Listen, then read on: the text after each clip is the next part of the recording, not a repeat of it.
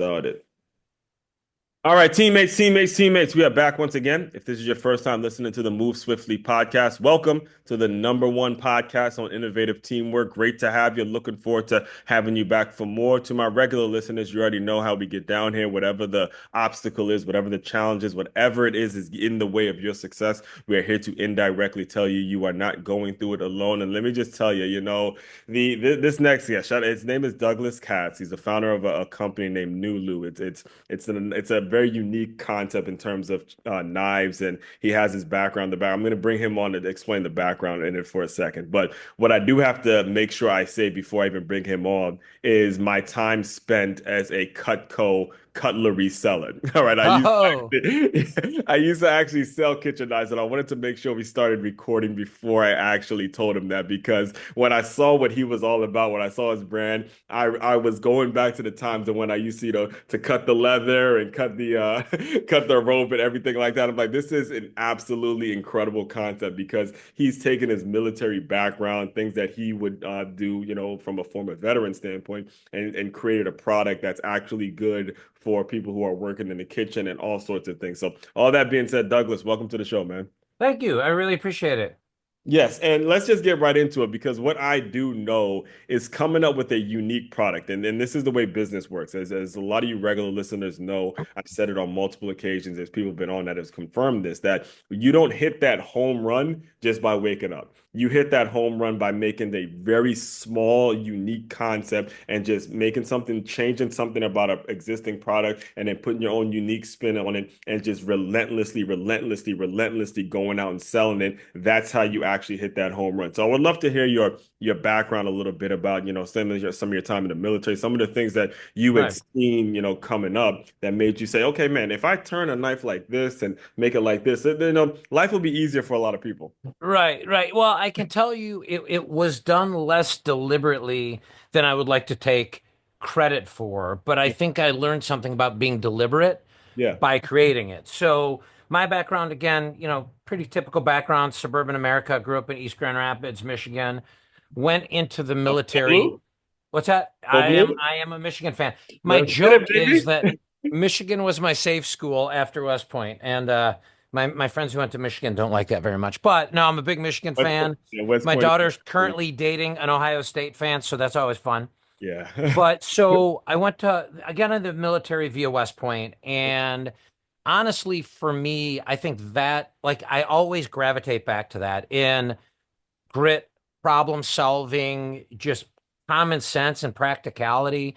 And that kind of continued into the military, right? You have limited resources, you have a lot of problems to solve, Yeah. and everything is unique. And you have some of the smartest, most ingenious people, right? Like my privates would get in trouble, not because they were stupid, it's because they were smart and they would do all kinds of stuff that would. So you really learn that. And then I hate to say it came to a screeching halt, but when I got out in 98, corporate America, at least I feel is not an innovative place these days. It's about acquiring innovation from smaller Somebody else. smaller guys who do that. I feel that generally, and I don't get a lot of argument that insurance and all the other things that they use to create indentured servitude to some degree Mhm. is part of the problem, right? People can't visualize a world in in like inventing Mhm. because they're used to 9 to 5, get a check in the mail, your medical's paid for. But I think that's a fool's folly, right? It's only as solid as the land, till a tidal wave comes over, and we're seeing more and more of that, especially with AI. So for me, I it was more a hobby Yeah. that became a passion. So my wife had gotten me a class on blacksmithing, right? On bladesmithing, and I took Now, it. was And this during like, does this like, so you're going to West Point and, obviously that's not at all easy road. You're learning a lot of things and they're putting you through a lot of different things. right, At what point do you start to get that bug sort of where there's a yeah, blacksmith? that's a great question. Yeah, because that's a I great thing for someone to like, oh man, I'm gonna give my husband a blacksmith class. That's something that not a lot of people really. yeah, well, and that was a weird thing too. So it started out. I always had side businesses, right? So I kind of tried that, and honestly, what I learned was, well, none of them were successful as they could have been. But I Mm-hmm. learned a lot about picking your team and getting a team and getting help.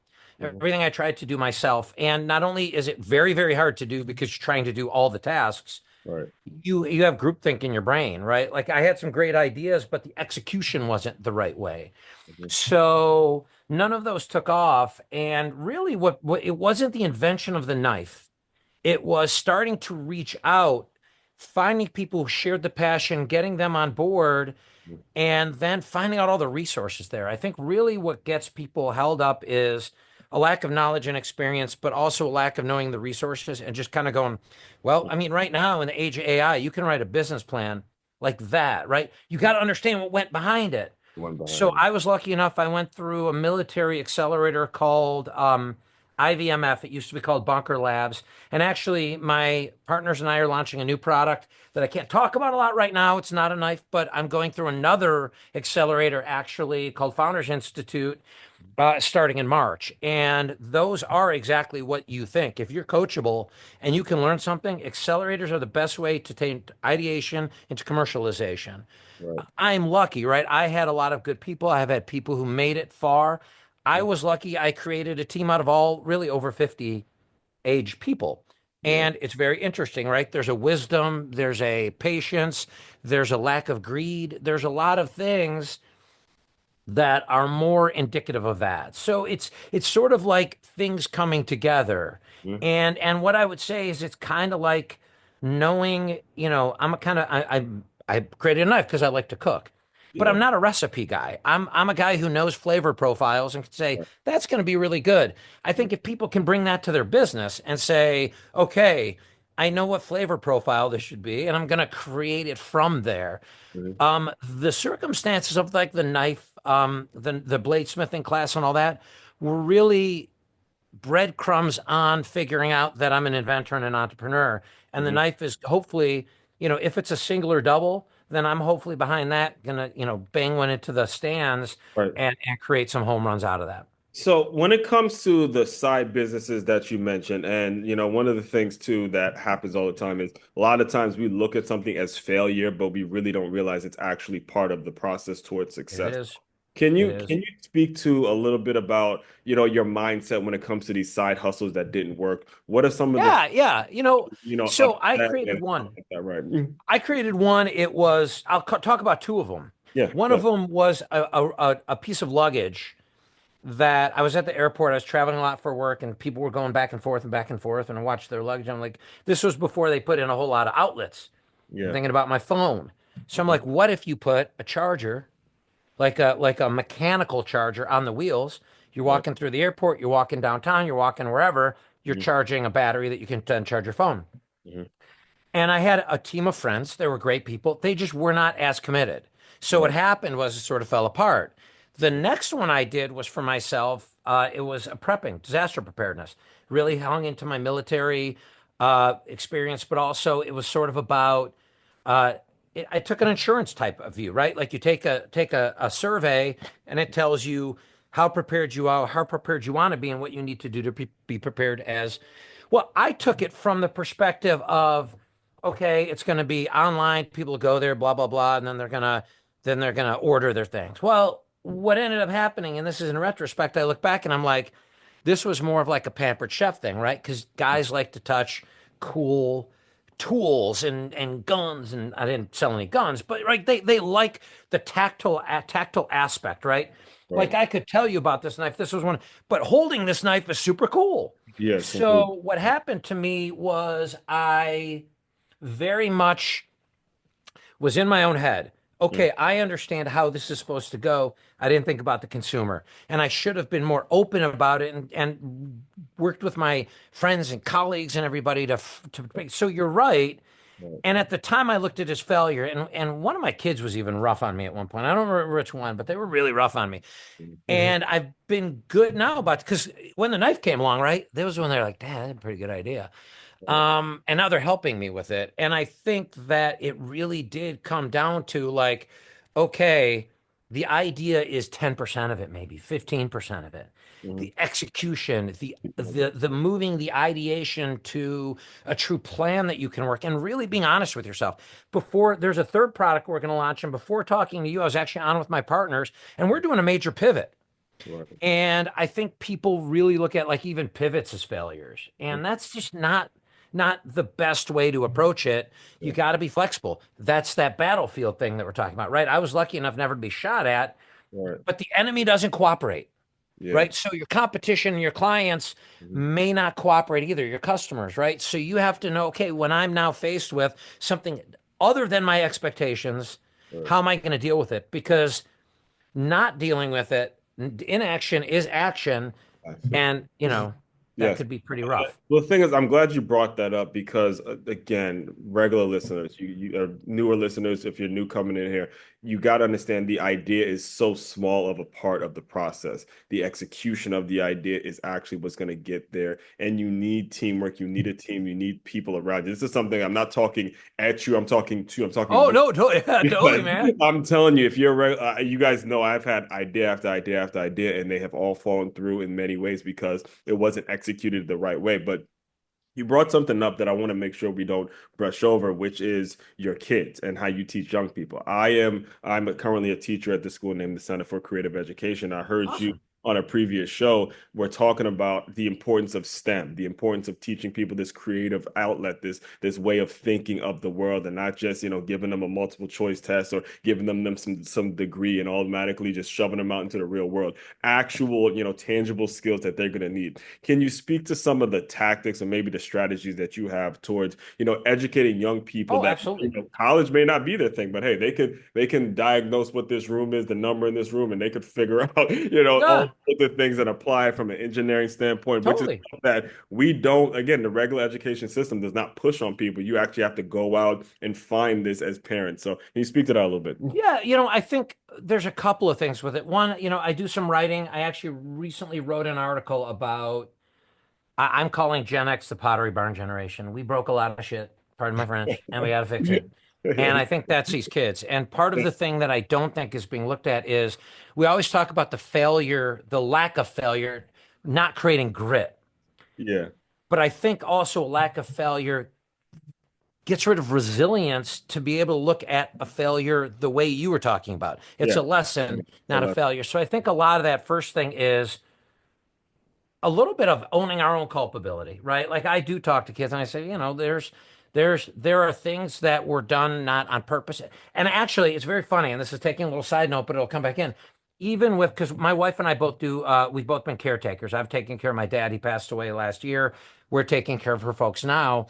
mhm. And a lot of people in the boomer generation are in terrible shape. Right now, you could either look at that and you could say, wow, I'm going to blame them, right? Because they took terrible shape and now we're dealing with it. Or you can look and say the landscape was processed food, pharmaceuticals solve everything, technology, right? So they were very much Right. as they age products of that. And I think that's how we have to look at these kids, but people have to step up. I've been listening to a lot. I don't know if you listen to a lot of Scott Galloway. He's No. fantastic. If your listeners are entrepreneurial and are connected to a lot of what you're talking about with Mhm. young people, especially young men, Scott he Galloway. is amazing, amazing, amazing. He's a prof at he calls himself Prof G. He's a professor at NYU. I have become really addicted to it because I like what he is saying about we need to, if we don't want a whole population of incels and people who can't create and execute, then we should keep doing what we're doing. Right. If we really want this generation to be another greatest generation, we can make that happen, Right. but we have to own it. So I actually talk to a lot of my friends' kids, even, or my kids' friends, even, scratch that. Um, when I go up to visit my son at college, and they respond to some of the cool stuff. Like they were like, wow, you're making a knife. That's the coolest thing ever. And when you get I that can see what you're opportunity, saying. you got to take that opportunity. And, it's funny. I've even got some feelers out to do some adjunct professorship too, because I think that's the way to give back. You can write a check to an organization, but spending the time is huge. And boy, I respect that you do that. That's amazing. Man, you're giving, I mean, the thing is, You're giving me like actual goosebumps when you're saying that because a lot of, especially in the industry I'm in, so much of it is about some certification, so much of it is about some master's degree or whatever it is. And I'm not going to tell you that that's not important, but when you get someone like you that's actually bootstrap something, built something with your own hands, and then you get in the position where you can actually teach people, that's what young people want to hear from. That response Right. you get, and even then the kids that I deal with, let's say I come up with some project, some current event, and there's some project that happens, they're so engaged in the learning element to it Yep. that you wouldn't. I mean, geez, I'll just show you. We had them. Hey, this Takis, one of their favorite things. Yeah. Takis, just make a Taki thing. So now we know how to make the bag. There's the plastic. They have the little cotton balls inside of it, but this is their favorite snack. All these things that are training the mentality. Right. Well, and what I love is, and you actually talked about this, is like the simple things too, Right. right? Like I think people look, and right now, and this is a problem, frankly, I think in the startup space that I'm seeing is there's a lot of money always in tech. Hmm. Everybody wants the unicorn. They want the ROI. Tech is an easy way to do it. So even a lot of my West Point connections are all tech. Like I go to conferences and it's like, oh, you're making a product that's quaint, right? It's almost like that. And what I tell people, I think right now, I think there is in the zeitgeist a lot about wanting to bring manufacturing back here, which I think is fantastic. But it's the people who are doing everyday things that know the way to make the everyday things safer, more efficient, or whatever. So we do a lot of work actually, or we kind of put it on hold until we get our product in. We're going to be able to meet our Kickstarter in March, and then April, we're going to have productionized, people can order them. But part of our getting to where we are has been working with disabled communities because they're a lot of our target market. I saw that. The innovation down there is amazing. Hmm. What they do with pool noodles and PVC and duct tape to Hmm. solve a real world problem, and these people are not engineers. Right. So I think everybody has that, and I've been really wanting to, again, I'm doing some writing, talk about creation versus consumption. And, when we talk about kids, it kind of goes full circle to say, get out of the consumptive economy, right? The attention economy is consumptive, and everybody's talking about the attention economy now. And that's the next step, right? Now we've gotten pissed off at food producers, we've gotten pissed off at Yeah, because we pharmaceuticals, get we've gotten pissed that's off at coming up. insurance, Yeah. right? So who's the next people? Well, I had heard on a podcast, it's the attention and the addiction economy. Hmm. So I think if we can get back to creation, and the beautiful part about it is never before have you been able to, if you have an idea, Hmm. you can use AI to develop it, determine the commercialization, all that. You can research to an amazing extent. You can do design stuff. If you're worried about patents, you can go to Google's search tool. Yep. The US patent one is terrible. The Google search one is awesome. When we were starting out with NULU, I spent an evening and looked at like 4,000 Hmm. entries to see if there's anything close. That was really enough for prior art. But Yeah. if you think about, like, if you're sitting here, I remember I got my MBA in 2000. Hmm. Writing a business plan back there was like, competition, right? And you're going through all this stuff, and now it's much faster. The other thing, your listeners, if you haven't talked about it, the SBA offices Hmm.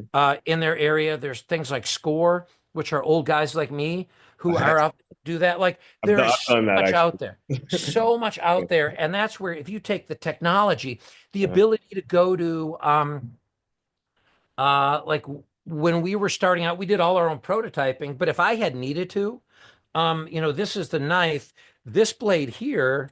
mhm.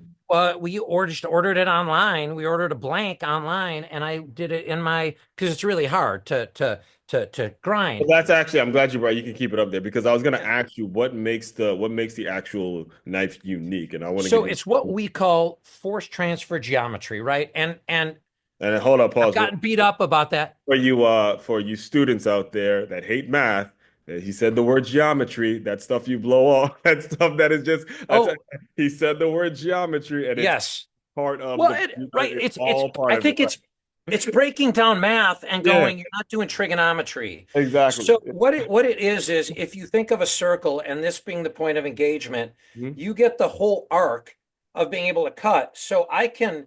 One, you can see I could cut without having to bend any of my extremities. Hmm. If I were standing, I'll stand, it's like this, Hmm. right? And you can cut. Now, this isn't just for people who are disabled. That's a large part of our market. You, if you don't have any upper extremity issues, will like it better. Here's the great part. We like to say, how do you NULU, right? Because you can grip it like this. You can grip it like this and chop, right? Ah, You can okay. slice, you can chop, you can slice. This little corner here is great for opening something in the slicing. You Hmm. can chop this way. If you turn it, you're cleaving and you can precision cut and julienne. Hmm. But this, I didn't forge, I didn't take out a hammer and doing it. I ordered a blank. I round this myself, and this is 3D printed. And this is where I think people are encased in their perceived limitations, if I could put it that way. Um, with a Harbor Freight near you, you can buy about any tool cheaper than you could anywhere else, right? If you don't know, like you can buy a nicer tool later.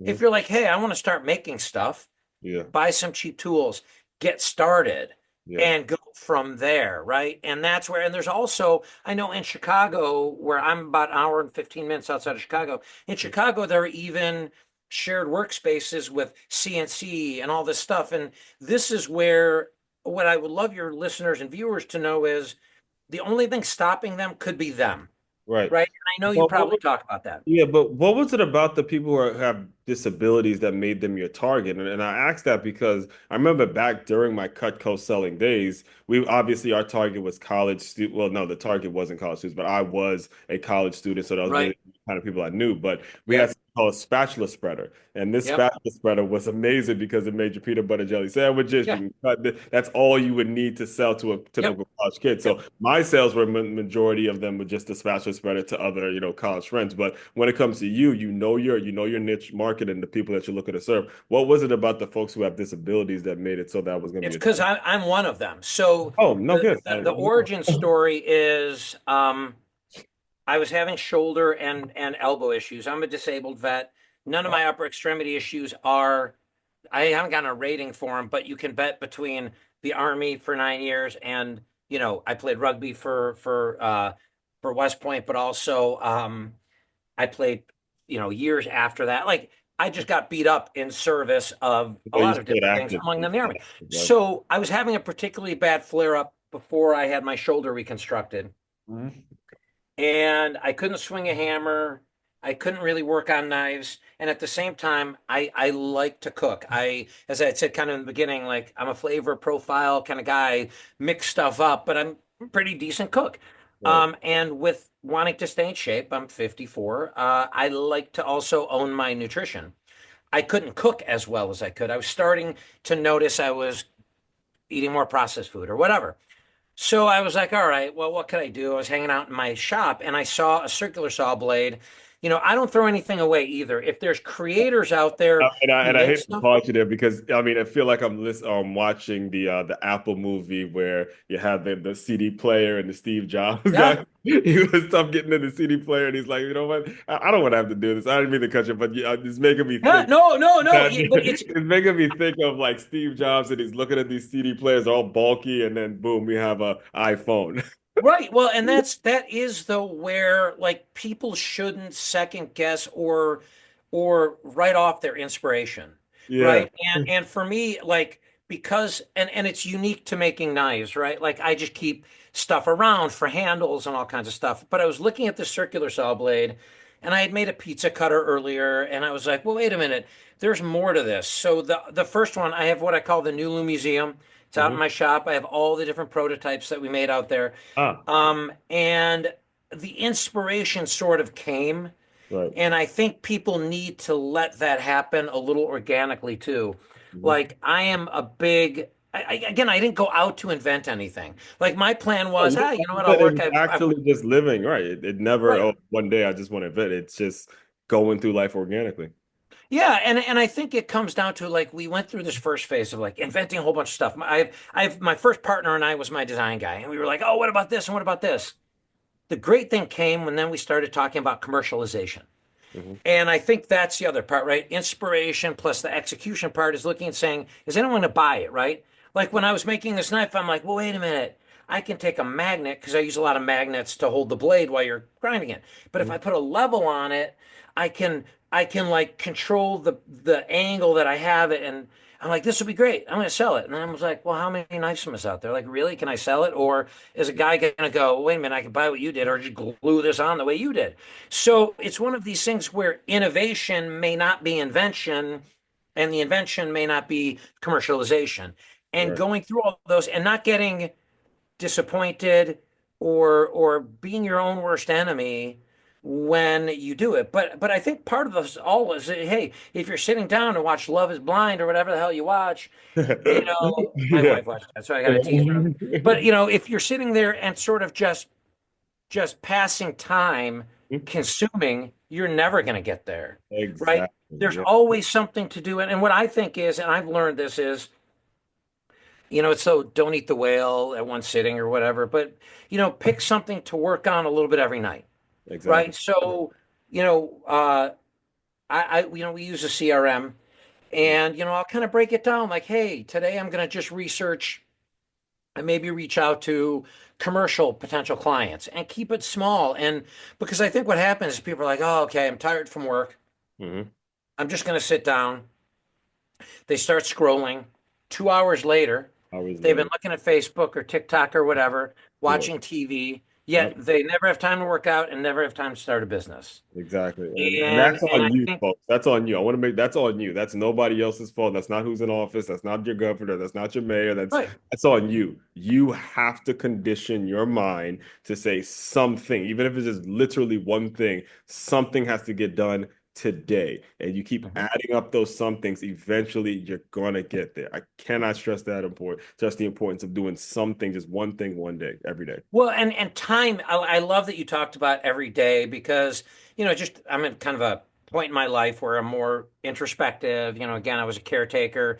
I've seen old people pass. I see my kids. And I wrote an article about every year of your life at the point you're born based on actuarial tables are 1.3% of your life.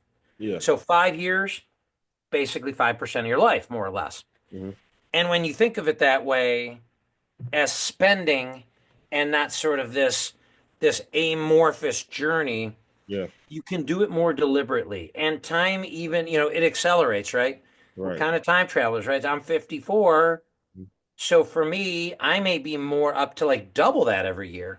So if Right. people really want to start a business, one, I don't think you're ever too old. I'm having a blast at 54, but people need to start looking at it as Mhm. a a resource that will be squandered Right. if they choose to squander it. Right. Um, and I think that's true of anything, right? Like again, I think it's true of working out. I think it's true of a hobby. And what I will also tell is have hobbies because that also is the hotbed for innovation. Yeah. And Pressure's it's off and also, you're active. Yeah, your brain. or you look at, let's say there's something you've always wanted to do, like maybe you become a runner, but you look at something differently, right? There's people who've run all their life. They're in this paradigm. I started making knives, and 2 years after it, I made this. Exactly. And every other knife maker was making very traditional knives. Right. Nobody was saying, hey, let's invent a different knife. But I didn't know any better. So sometimes I think I did martial arts for a long time. I did Aikido for a long time. And there was this concept of the beginner's mind. Mm-hmm. Well, I don't care how long you've been in business, bring the beginner's mind to what you are creating with Yep. the wisdom of your experience, because the other Achilles heel of all these entrepreneurs is, one, being afraid to talk to anybody, but two, being not coachable, Right. right? Like not Thinking they thinking know that it. whatever anybody can tell you is better than what you know. And I'll tell you, folks that have that closed mindset, eventually people move on. The real idea, the ones that have innovation, if you're so stuck in your mindset that you can't listen to somebody else or just take some tips from somebody else, they will move on and find something better. So, Well, you and they may end up, when I started this, I said the hell with it. I reached out to a couple of really well-known people in the knife industry or people who were at the C-suite Mhm. at big knife producers. And I'm like, hey, do you want to I was just like, what the hell? I'm going to go for it. Exactly. I would And that's good one of because them, you're in the industry. Obviously, you want to pick up some. Well, right, but the fear is always, are they going to screw me over? You're gonna right. I found the complete difference. The I reached out to one of the judges on early seasons of Forged in Fire. Guy Mhm, was the nicest guy ever. I reached out to him because when I was making knives and I was getting really, really discouraged, he had some great videos on being a maker but I reached out and said, "What do you think of this?" He gave me several hours of his time. And this guy is, in his circles, a celebrity. I reached out to the CEO of Buck Knives, who was the nicest guy. He actually was like, "We can't produce it. I love the design." Reached out months later and said, "Hey, I may have found someone to introduce you to." mhm, One of the other guys I reached out to is now part of our organization and is preventing us from making, in my opinion, potentially fatal, catastrophic decisions. hmm, So it's you gotta be out there and mhm, you gotta go out and just say, again, if you think it's gonna be this one thing that you can do mhm, ever in your life, maybe you manage it different. But even for the younger people who I think are always looking for the big payout, maybe, right? Like mhm. their heroes are, the tech guys, right? Like these guys who have made billions of dollars. Um, but you don't have to do that to be a successful business, right? Like I think you can Those are scale the it the right stories that way. You make the can, mainstream media, but the stories that don't are the ones we're talking about. People just doing the small things, just like you're doing. right, right, right. And you never know where it will go. But the other part is when you're in the thick of it, get out there. Go to meetups, go to any kind of stuff.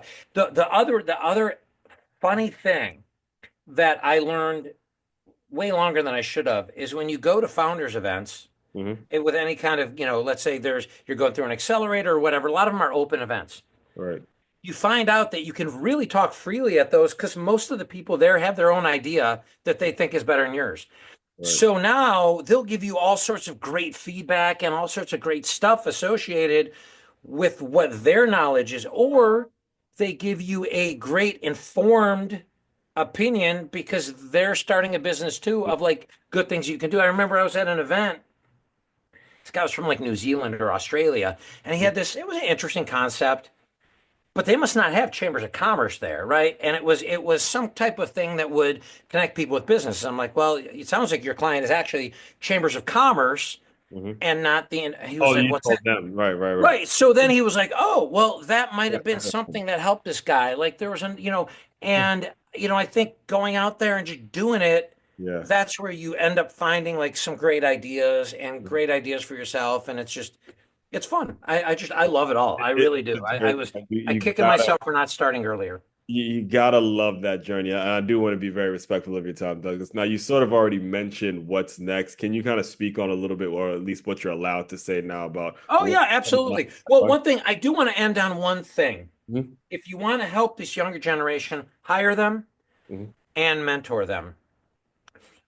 The other thing I do like to talk about is all the complaints out there are about work ethic, about them wanting to deal with things on their term. mhm. Frankly, they saw all of us get screwed. '08, Yeah, early 2000. yeah, So I think the best way to do it is stop complaining and criticizing and teach them how to do it and meet them where they are. They're pretty smart in not putting up with a whole lot of bullshit. yeah. Like the what we complain about our jobs, they get it. So what's next is we have a roadmap for the NULU, Mhm, um, accessories that are specific for it that also extend the functionality. We have and this was in our Kickstarter, we have a cutting board that has a bowl that's the shape of the Nulu, Oh, which the means you can bowl. cut Nice. in it. If you cut a carrot, man, my dogs like it because they love carrots, but carrot flies across the room. With this, it stays in the bowl. Things like that. We're working on a lot of different handle designs Mhm, as we go in some of the gift space. Handle designs that are going to be more higher end wooden handles so that you can give it to someone. Right now, we want to be like the Glock of knives, man. People pick it up and they just know it works. right.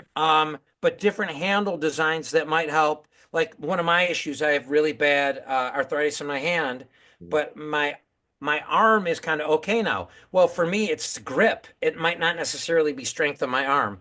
mhm, There's different there are different requirements from a handle perspective for that. Um, Different use cases, right? Sport, out in the field, all that kind of stuff. Right. We have a lot of different things on the design thing. In other products, we really like to say adaptive, assistive, adjacent. Hmm. So this being adaptive, we have come up with some assistive applications for this that may affect some of our design, like Yeah. how we decide to go in other branches. But then we look and say, well, wait a minute, because what this is adaptive, right? So if we look and go, okay, it's adaptive, now it's assistive for people who don't have upper extremity issues. Is there anything adjacent?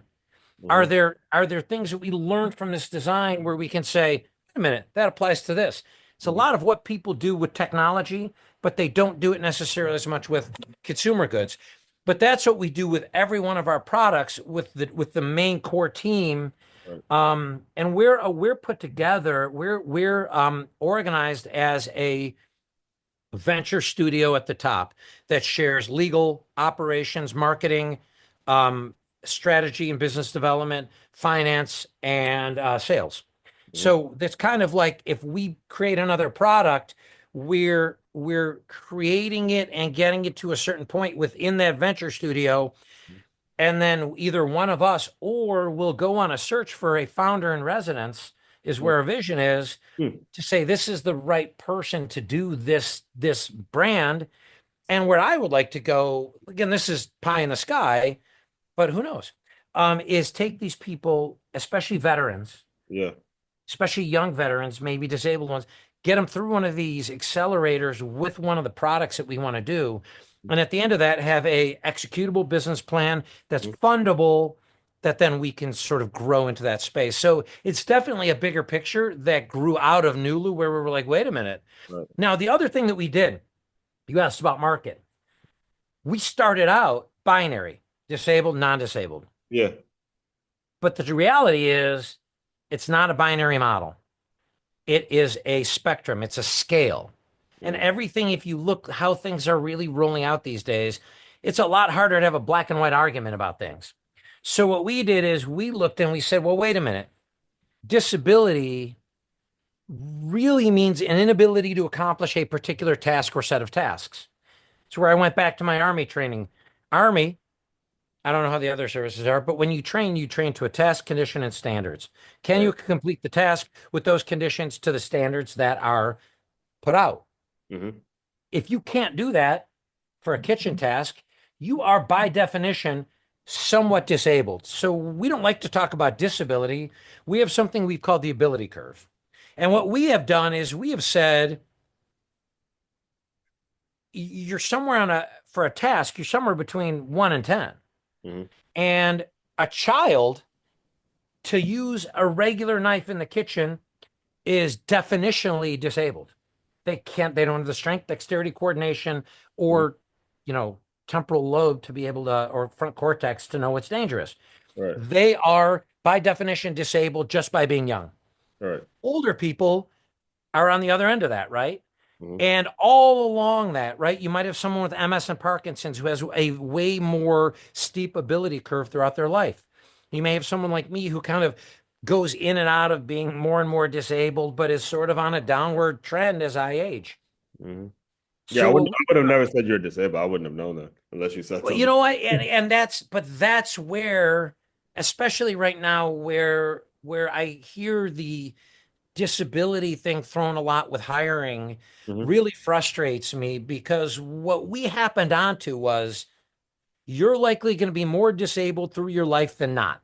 Hmm. And so is everybody else around you.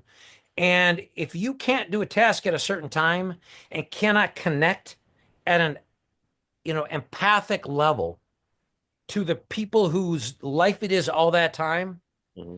something's wrong with you.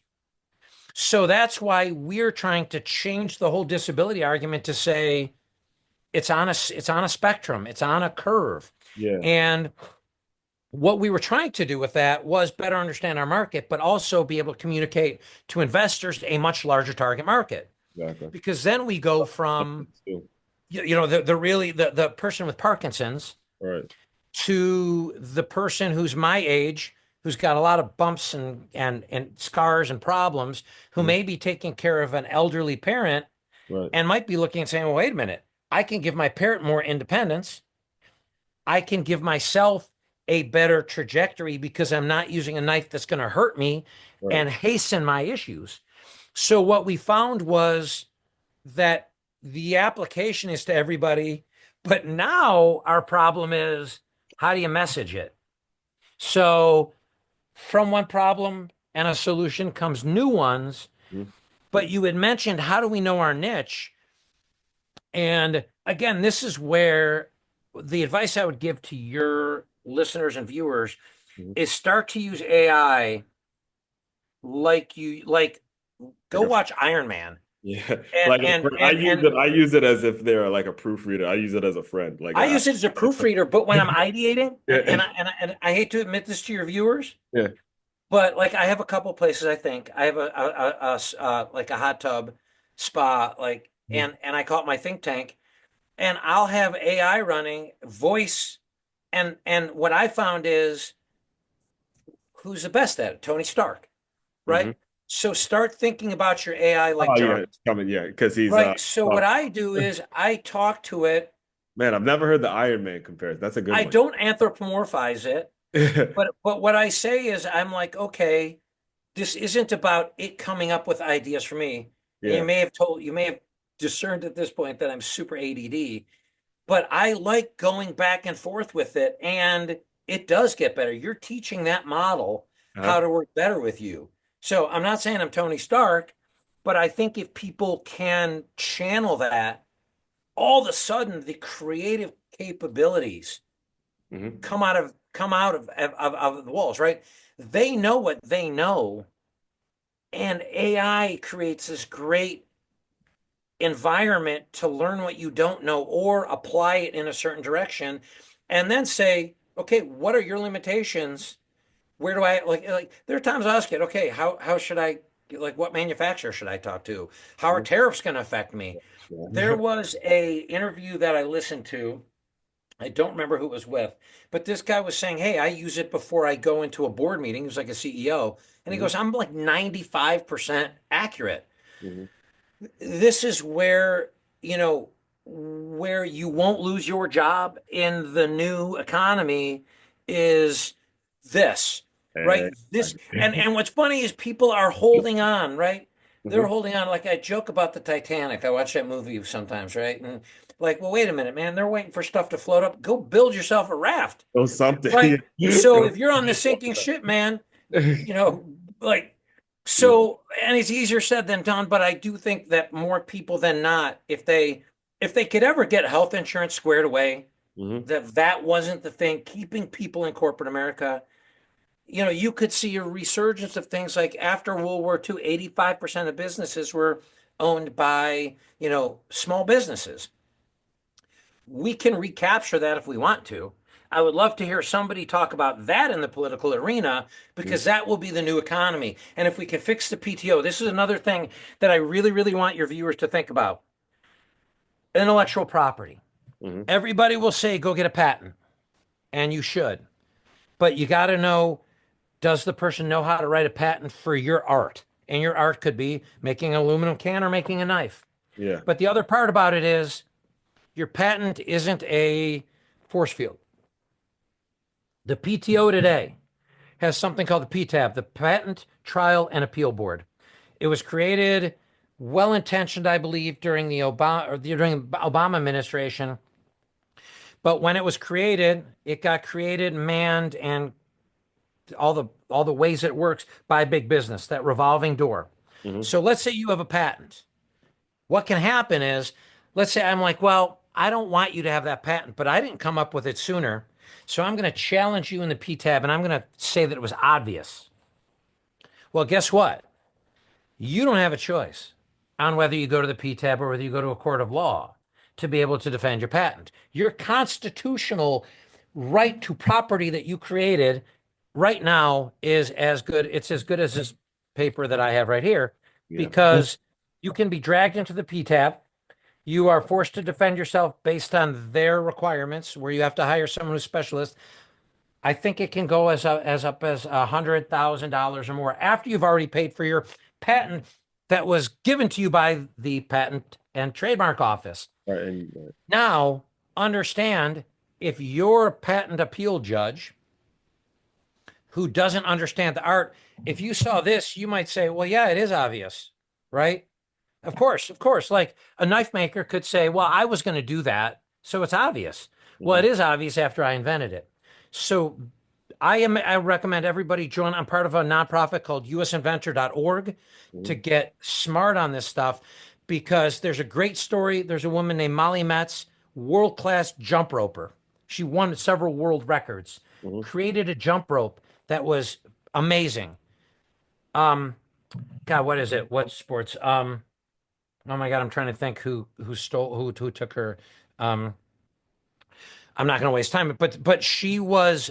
People should look at her story Mhm. because she got her patent invalidated. She had a employee. She had a company with 40 people. Right. She was making all sorts of money, and now is down. I think three or four. Has spent I think short of a million, but up there, and has been screwed over. So people's perceptions with stuff like this is they'd be like, well, I came up with a great idea and I'm going to protect my IP. Mhm. The real world is not that. It was Rogue Fitness. Rogue Fitness Rogue. was, I believe, Rogue Fitness was a licensee that then turned around and Oh, yeah. challenged her in I the have P a fitness tab. I have a fitness background, so that's actually I'm glad you brought that. That happens a lot in the industry because they're very easily duplicatable things. But I Well, but do even then, good. she lost her patent Mhm. because Rogue Fitness went in and said, among others, Yeah. said, well, this is obvious. I don't know if it was the bearings. Not, well, this is obvious. Mhm. She then had her patent invalidated. She Mhm. appealed it. And during the appeal, and I'm probably not getting this right, people should read her story. The judge was sitting there from home, dogs barking in the back, and this was her life's work. So the other thing I would tell people is I think they look and they're like, I'm going to get a patent and I'll be safe. And first, come up with a business model that is executable, that is hard for other people to steal. The business model. Secondly, lean into being the founder. If Mhm. you've created something that has a great origin story, storytelling is now, from what I understand, I'm starting to see it, part of it, what brings investment and what connects the customers to the individual. So there's a lot being written that branding is important, but your own personal brand is important. So getting that out there because someone invalidating your patent can't steal who you are. I'm a unique character, right? I created the knife for me. Because of that, that's a barrier to entry to other people. And then also, when they're ready, find somebody who can do it right, who can protect their IP, Right. because it would be tragic if they thought, hey, I'm safe. Right. And then they find out that either the attorney they used wasn't in that art or they get dragged into the PTAB. So I know I went in a certain direction, but not enough. Every one of the accelerators that I've been through, people were like, oh, you just get a patent. It's like not that easy. You really, really have to be careful with IP. So another important thing And what's the best way for people to reach out if they want to hear more from you? would be do a search. Mhm. I would say LinkedIn is always the best place to start. And if you're an entrepreneur and you're not on LinkedIn, what the hell's wrong with you? And then, but I'm on everything else. Um, I've got a Facebook page that's my business. I've got not enough content up there. I've got a YouTube channel where I'm doing demos of the knife. Um, I've been on some other projects lately, but if someone puts in my name or Nulu Knives, they're Right. going to find me. NuluKnives.com is our company. The Kickstarter is still up until we fulfill it. They can find information there. And most things will lead people to a link tree. Mhm. I can give you that also if you've got a description when this is published. Yeah. My link tree is where I put, yeah, I do a lot of writing. Also, I do some writing. I've done some white papers about our business. And maybe that gives some people some inspiration. So I'll make sure I get that to you as well. I'll include all that in the show notes as well. So, Douglas, the way I close out all the shows is want you to use your imagination a little bit. You got about 60 seconds. Pretend that your first day in West Point, you're brand new to the real world. You just graduated college. You're wet behind the ears. You don't know what to expect. I want you to pretend that Douglas has come into the Zoom room. Give him some words of encouragement, and we will officially I will close. tell you, and again, I'm stealing this 100% from the podcast I listen to. Your success will be in the agency of others. Mm, Period. End of story. Like I went through the academy, and I served with some amazing people. Every one of them who succeeded, it was through the agency of others. Find people who can help you. Oh, Again, these young people, get them involved. Like, that's how you will succeed. Every other one of my businesses failed until I found the right partners who shared the vision. And that's when it takes off and you become a different person. and again, have absolutely nothing to add. You guys know, as regular consumers, the promise, the guarantee of this show is to help you through whatever situation you're going through. So, all that being said, fellow teammates, continue to move swiftly. We will talk more soon.